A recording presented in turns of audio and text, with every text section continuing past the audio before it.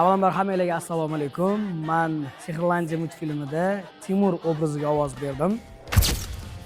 Judayam energiyaga to'la bu obraz. Jamoani tortib yuradigan bola ham shu ekan. Boplading. Yuz ko'rinishi menimcha sal-pal o'xshashib ketadi.